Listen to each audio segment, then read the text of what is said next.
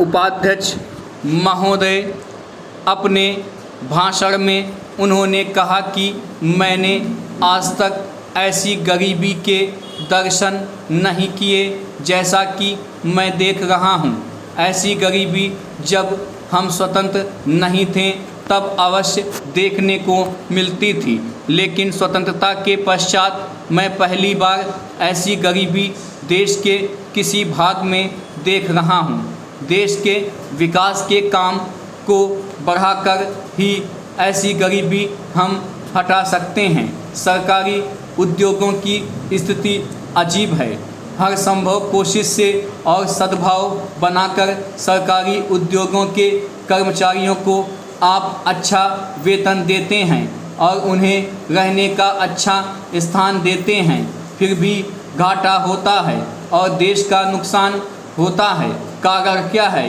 कारण यह है कि आपकी औद्योगिक नीति गलत है और जो रुपया आपके पास है उसको भी आवश्यक काम के लिए खर्च नहीं कर रहे हैं। एक तरफ बोकारो के लिए 600 करोड़ रुपया रख रहे हैं और दूसरी ओर राजस्थान नहर को पूरा करने के लिए आप कहते हैं कि हमारे पास पैसा नहीं है।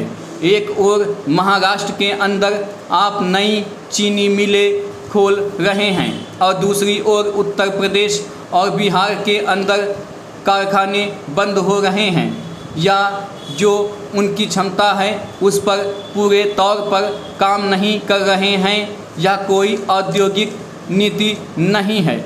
इसलिए यह कहना ठीक नहीं है कि हमारी औद्योगिक नीति सफल हुई है। मंत्री महोदय कहते हैं कि वे सिंचाई के लिए एक सिंचाई आयोग बनाएंगे। अच्छी बात है, मगर सिंचाई की क्या हालत है हमारे देश के अंदर, यह भी तो देखिए। जिस समय हमारे देश में कोसी बांध का काम शुरू हुआ था उस समय पाकिस्तान ने एक बांध पूरा कर लिया था। वहाँ उससे सिंचाई हो रही है और हमारे यहाँ उसका काम आधा भी नहीं हुआ है। राजस्थान नहर शुरू हुए कितने वर्ष हो गए हैं, परंतु अभी भी वह बनी नहीं। हमारे यहाँ कोई ठीक तौर तरीका नहीं है। मंत्रियों और सांसदों के मकानों के लिए करोड़ों रुपए निकल सकते हैं, मगर देश के उद्योग के लिए, देश के किसान और मजदूर के लिए जो रुपया चाहिए वह नहीं मिल सकता। उसके लिए रुपया नहीं दे सकते हैं। यह कोई उद्योग नीति नहीं है, यह एक खिलवाड़ किया जा रहा है। मैं कल सदन को बतला रहा था कि कुछ सड़कें विश्व बैंक की सहायता से बनने वाली थीं। पैरा महोदय, समाज कल्याण संस्थाओं का काम बहुत बड़े पैमाने में बढ़ा है। आजकल इसके लिए अनुदान भी पहले से कहीं अधिक दिए जाते हैं। हर पंचवर्षीय योजना में हम इस पर अधिकाधिक धन खर्च करते हैं और आजकल समाज कल्याण का कार्य करने वाले पूर्णकालिक कार्यकर्ता भी पहले से बहुत अधिक हैं।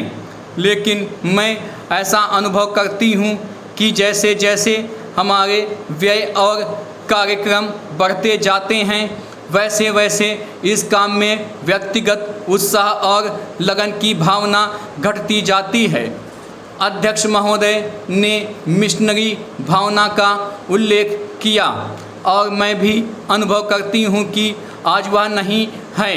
मैं यह केवल बोर्ड के बारे में ही नहीं बल्कि सामाजिक कार्य के समस्त क्षेत्र के बारे में कह रही हूँ। फिर स्वेच्छा सेवा प्रयास भी कुछ काम होते जा रहे हैं।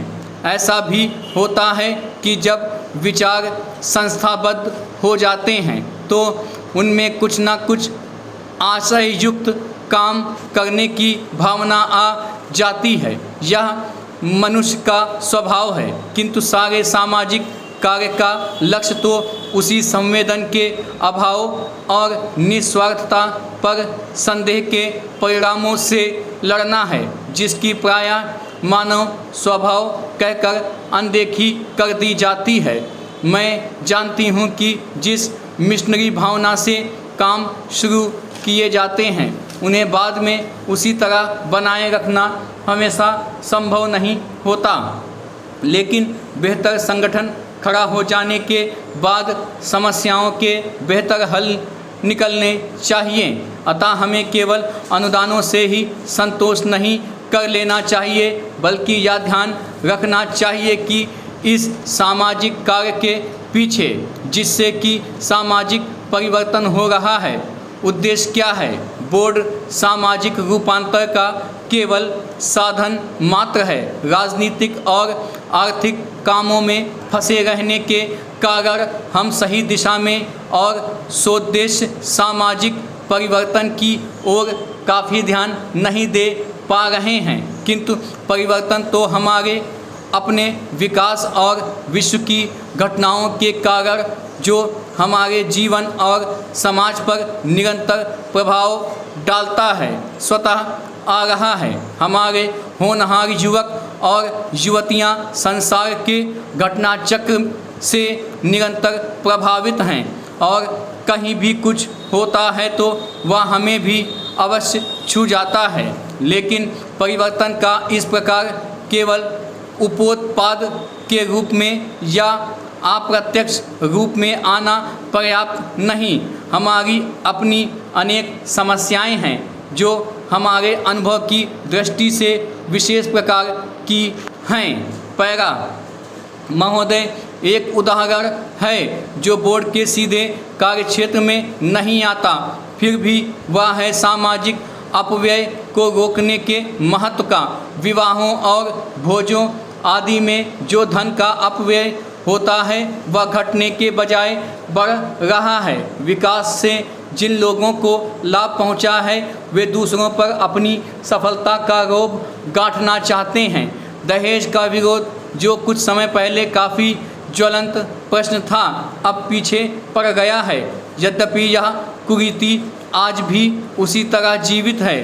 अस्पृश्यता के बारे में आज कानून मौजूद हैं, लेकिन आज भी बहुत से स्थानों पर यह बुराई फैली हुई है। लोग इसे सरकार पर नहीं छोड़ सकते कि वही इसे हटाने के लिए कदम उठाए। इसके लिए तो उन्हें स्वयं कुछ ना कुछ करना होगा। विशेष रूप से समाज कल्याण के क्षेत्र में केवल सरकारी कार्रवाई पर्याप्त नहीं हुआ करती। जनता और सरकार दोनों को मिलकर एक दूसरे का हाथ मजबूत करना चाहिए और पूरे अधिकतम सहयोग से काम करना चाहिए। अपने कार्यक्रमों को पूरा करने के अतिरिक्त समाज कल्याण संगठनों को भी अंधविश्वासों से लड़ने और लोगों में तर्कसंगत दृष्टिकोण अपनाने की ओर ध्यान देना चाहिए। समाज सेवी संस्थाएं दैनिक जीवन में वैज्ञानिक चिंतन को लोकप्रिय बनाने के लिए बहुत कुछ कर सकती हैं।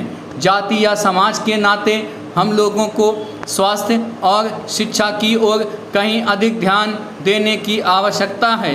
इसके लिए आवश्यक है सही वातावरण, आदतें और सामाजिक दृष्टि, ताकि हमें अपने व अपने आसपास के लिए उचित सफाई, बेहतर पोषाहार और स्वास्थ्य की सुविधाएं प्राप्त हो सकें। सफाई के बारे में हमारा कुछ अजीब दृष्टिकोण है। हम अपने घर की तो सफाई करते हैं पर कूड़ा करकट दरवाजे पर ही डाल देते हैं। हम स्वयं तो रोज़ नहाते हैं पर हमारी सड़क या गली गंदी है जिसकी तनिक भी चिंता नहीं करते। बड़े शहरों में और उन इलाकों में भी जहां पढ़े लिखे और खाते पीते लोग रहते हैं, कूड़ा करकट जमा रहता है और कोई इसकी परवाह नहीं करता। स्पष्ट रूप से यह स्त्रियों की संस्थाओं और समाज कल्याण संगठनों का काम है। समाज कल्याण संस्थाओं के लिए परम आवश्यक है कि वे समूचे क्षेत्र के सुधार के लिए आपसी तालमेल रखें। सरकारी विभागों का आपसी तालमेल भी बहुत आवश्यक है जिससे स्थिति सुधर सकती है।